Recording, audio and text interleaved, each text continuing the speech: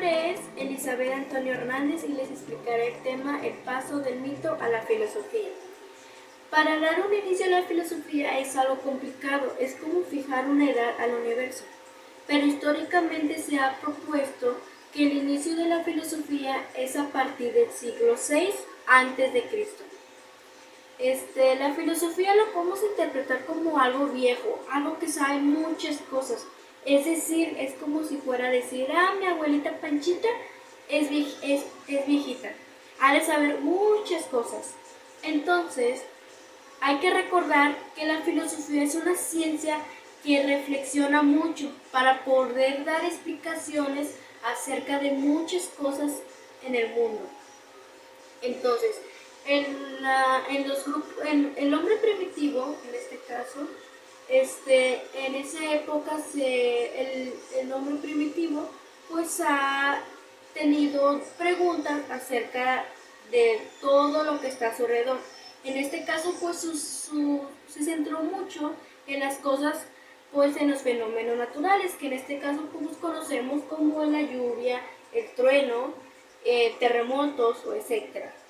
Para dar esas explicaciones, pues se respondieron esas preguntas, pues a manera de que todo tiene que ver por algo relacionado con lo sobrenatural. Entonces, pues esas primeras explicaciones es algo que lo manejaron como para poder interpretar al mundo, ya que pues el hombre en sí creyó que sus fortuna o sus desgracias pues provenían de una intervención divina. Después de estas primeras explicaciones, pues se denominó como los mitos. Hola, mi nombre es Kenny Montserrat y hoy hablaré sobre qué es un mito. Un mito es la narración acerca del origen de las cosas, del hombre y del universo. Se basa en la imaginación, en la poesía y en la religión para dar sus explicaciones. Los mitos se clasifican en dos tipos. El primero es el mito teogónico, que son relatos acerca del origen de los dioses. Un ejemplo de este mito es el mito de Atenea, que es la hija del dios Zeus y es considerada como la diosa de la guerra. El siguiente tipo de mito es el mito cosmogónico o cosmológico, que son relatos acerca del origen del universo. Un ejemplo es un mito mesopotámico que consideraba que el ser humano nació de una planta. La finalidad de un mito es expresar y explicar el origen de muchas cosas. Es una forma de representar el universo. Mi nombre es Zuleimi Salvador Azuara y les voy a hablar acerca de qué características guardan los mitos y también del paso del mito a la filosofía. Como primer punto, el mito cosmogónicos habla de que las fuerzas naturales se personifican y divinizan, que todas las cosas que pasan se le atribuye a los dioses. También nos dice que todos los mitos son productos de la imaginación. Todos los sucesos dependen de los caprichos de los dioses. El paso del mito a la filosofía. Esto empieza porque el hombre empieza a cuestionarse el por qué pasan las cosas, el por qué el origen de las cosas y empiezan a obtener respuestas. Todo esto fue mediante a la observación.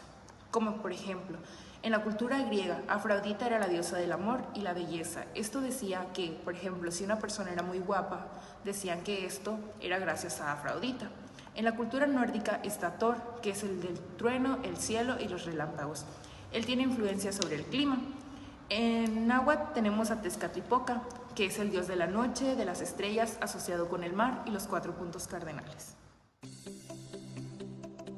Hola, mi nombre es Jennifer Daniela Hernández de León y el tema que voy a explicar es sobre los fenómenos y qué aportaban los mitos a la filosofía. Al contemplar la naturaleza y sus fenómenos, el hombre tuvo la inquietud de explicarlos para entender cómo sucedían. Ante toda esa situación, no quedó más remedio que explicarlos a través de figuras antropomórficas.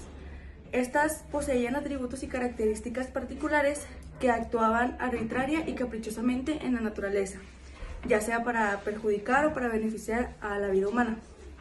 Los mitos aportaban una cierta seguridad a la vida de los hombres, como por ejemplo la vida práctica en el trabajo, la vida moral, la organización social, la guerra y el destino y los problemas teóricos del mundo. Los mitos servían para personificar y divinizar las fuerzas naturales, también para explicar los fenómenos naturales y sociales como efecto de una voluntad divina que actuaba sobre la vida humana de la naturaleza. Buen día, mi nombre es Jimena Marlene Jiménez Pérez, soy del grupo Primero A y hoy hablaré sobre el tema de fenómenos sobrenaturales, que esto más que nada es basado en los mitos, los dioses. Queremos saber de dónde vienen los mitos, el por qué los dioses quieren saber más y más y más. Ok, la filosofía comienza cuando los elementos son sustituidos por elementos racionales, lógicos o naturales en las explicaciones. Los mitos ya no pueden ser fuentes de conocimiento, pues cada pueblo tiene lo suyo y por eso son criticados. Por esto nace el hombre, la necesidad de tener una explicación que convenza a su inteligencia, más que nada que quieren saber de dónde vienen y el por qué. Y también por el capricho de los dioses. Creo que los dioses son un poco tercos y quieren saber más que nada de dónde vienen las cosas. Y esto sería todo por hoy. Mi nombre es Gabriel y voy a dar continuidad con el tema. Bueno, se descubre el orden y la armonía de la naturaleza, que sus movimientos son regulares, cíclicos.